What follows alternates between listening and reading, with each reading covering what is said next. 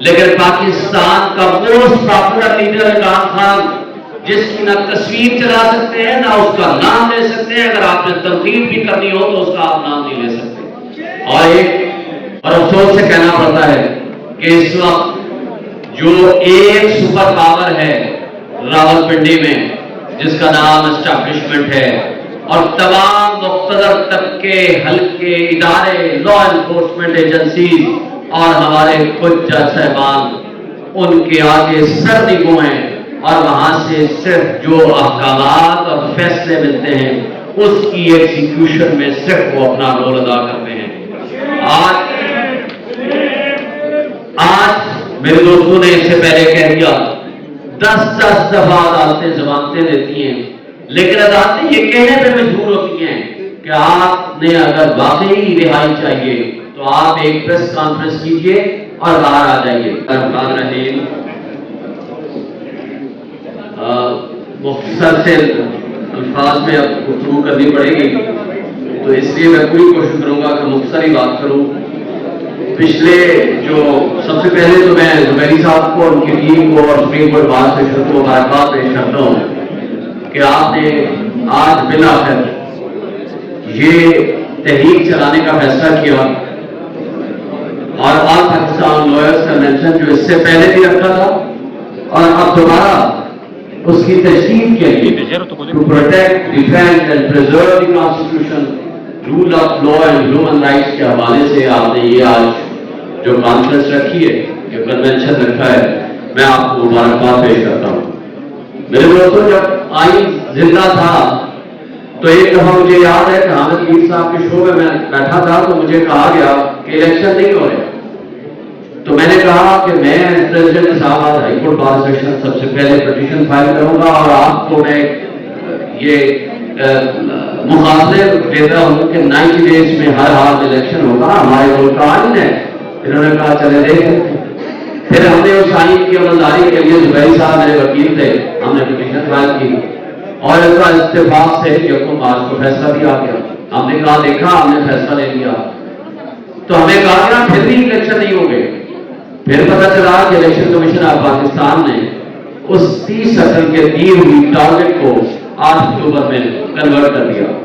پھر دوبارہ supreme court میں جایا گیا، اور سپریم کورٹ نے دوبارہ فیصلہ دے دیا 4/4 کو، اور 14 مئی کی ڈیٹ فکس کر دی۔ ہم نے پھر کہا کہ دیکھا آئین کیا بات ہے، کیا supreme court of Pakistan rule of law and supremacy of constitution پہ یقین کرتی ہے، اور انڈیپینڈنٹ جوڈیشری۔ اور پھر ہمیں کہا گیا کہ الیکشن نہیں ہوں گے۔ میں نے کہا کیسے نہیں ہو سکتے، اور آپ نے دیکھا کہ واقعی الیکشن نہیں ہوئے۔ اور اب نیشنل اسمبلی پورے پاکستان کی اسمبلیاں ڈسالو ہو گئی، اور آج کسی کو نہیں پتا، کوئی کہتا ہے 2 سال بعد ہوئے، کوئی اپوزیشن لیڈر صاحب کہتا ہے 10 سال بھی نہ ہو تو کیا فرق پڑے گا، اور کوئی کہتا ہے کہ 6 مہینے کے اندر الیکشن ہوئے۔ لہذا آئین کا مذاق، قانون کا مذاق، عدلیہ کی بے توقیری جو ماضی میں بھی ہم نے دیکھتے رہے ہیں، لیکن آج اس کی کوئی مثال نہیں ملتی۔ آج پریکٹیکلی ملک میں آئین ہے، لیکن اس کی پامالی، سرعام اس کا قتل، سب کے سامنے قانون اور انصاف کا قتل ہوتا ہے، لیکن اس پہ نہ کسی کو افسوس ہے، نہ اس کے اوپر ماتم ہے، نہ اس کے اوپر عدلیہ اپنے فیصلے کر رہی ہے۔ اور افسوس سے کہنا پڑتا ہے کہ اس وقت جو ایک سپر پاور ہے راولپنڈی میں، جس کا نام اسٹیبلشمنٹ ہے، اور تمام مقتدر طبقے، حلقے، ادارے، لا انفورسمنٹ ایجنسیز اور ہمارے خود جج صاحبان ان کے آگے سر نگو ہیں، اور وہاں سے صرف جو احکامات اور فیصلے ملتے ہیں اس کی ایگزیکیوشن میں صرف وہ اپنا رول ادا کرتے ہیں۔ آج میرے دوستوں نے اس سے پہلے کہہ دیا، 10 دفعہ عدالتیں ضمانتیں دیتی ہیں، لیکن عدالتیں یہ کہنے پہ مجبور ہوتی ہیں کہ آپ نے اگر واقعی رہائی چاہیے تو آپ ایک پریس کانفرنس کیجئے اور باہر آ جائیے۔ اور کتنی بدقسمتی کی بات ہے، ماضی کی تاریخ 75 سال سے تو یہی ہے کہ ہمارے ملک کی اسٹیبلشمنٹ ٹیسٹ ٹیوب سے بنے ہوئے سیاستدان اور ہمارے اس وقت کی جوڈیشری جو کہ اس کا تسلسل آج تک جاری ہے. انہوں نے پاکستان کو جو کھلواڑ کیا، آج جس انجام پہ پہنچا دیا، آج صرف دو طبقے ہیں. ایک طبقہ ہے جس کا نام اشرافیہ ہے، اس کو آپ 3%، 4%، 5% کہہ سکتے ہیں،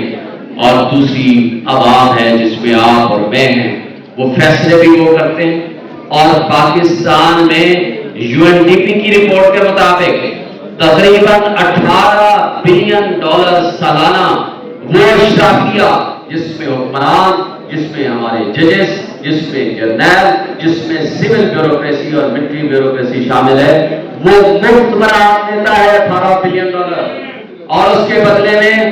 جو پاکستان کی عوام کے اوپر ظلم ڈھایا جا رہا ہے، آج جو مہنگائی، جو بے روزگاری، جو ظلم و ستم، جو بنیادی حقوق کی معطلی، ہم دیکھ رہے ہیں کہ اس کی بدترین مثال ہم سب نے دیکھی ہے، لیکن آج اس کی مثال سب سے آخری ہے. اس لیے کہ مشرف کے مقام میں بھی ہم نے تحریک چلائی تھی، لیکن وہ تحریک کامیاب کرائی تھی. لیکن یہ وہ ظلم نہیں ہوتا تھا جو آج بچیوں پہ ہو رہا ہے، جو آج وکیلوں پہ ہو رہا ہے، جو آج میڈیا پہ ہو رہا ہے، جو آج باقی تمام اداروں پہ ہو رہا ہے. آج کہتے ہیں میڈیا بہت آزاد ہے. آپ وہ کلا آئیں، آج سے تحریک کا آغاز کریں اور ملک کو، اس کو ان اٹس ٹرو اسپرٹ، آئین کو بحال کریں، بنیادی حقوق بحال کریں، اور ہمارے ملک کے تمام مسائل کا حل اسی میں ہے کہ ہم آئین کے تابع رہ کر تمام لوگوں کو ان کے حقوق دلائیں، اور اس آئین کے تابع 90 ڈیز میں الیکشن ہو، اور جس کو عوام چاہتی ہے اس کو دیں. لیکن پاکستان کا most popular leader Imran Khan, جس کی نہ تصویر چلا سکتے ہیں نہ اس کا نام لے سکتے ہیں، اگر آپ نے تنقید بھی کرنی ہو تو اس کا آپ نام نہیں لے سکتے. اور آج سے 16 مہینے پہلے باہر سے US سے کہا گیا، ایک سائبر آیا کہ جناب بدل دو اس شخص کو، بدل دیا گیا. اور ہماری اسٹیبلشمنٹ اور ہمارے اس وقت کے جماعتیں سیاسی، انہوں نے اس میں ہینڈلرز کا رول ادا کیا. وہاں آج انٹرسیپٹ کی اس کنٹیکٹ لیک ہونے کے بعد آج وہاں ان سے سوال کیا جا رہا ہے کہ اس پہ انکوائری کرو کہ آپ نے پاکستان کی سالمیت کے اوپر کیوں اٹیک کیا. لیکن بدقسمتی سے جس نے ملک کی سالمیت، ملک کی خود مختاری اور ملک کی بقا کے لیے رول ادا کیا اور ایبسلیوٹلی ناٹ کہا، اس کو ہم نے جیل میں بھیج دیا. اور جس نے کہا بیگرز آر ناٹ چوزرز، اس کو ہم نے آنکھ کا تارا بنا کے بادشاہ بنایا، اور اس نے اس ملک کے ساتھ جو کھلواڑ کیا وہ سب آپ نے دیکھا. آج ایک واحد امید ہے، وہ ہے آپ وہ کلا آئیں، آج سے تحریک کا آغاز کریں اور ملک کو، اس کو ان اٹس ٹرو اسپرٹ، آئین کو بحال کریں، بنیادی حقوق بحال کریں، اور ہمارے ملک کے تمام مسائل کا حل اسی میں ہے کہ ہم آئین کے تابع رہ کر تمام لوگوں کو ان کے حقوق دلائیں، اور اس آئین کے تابع 90 ڈیز میں الیکشن ہو، اور جس کو عوام چاہتی ہے اس کو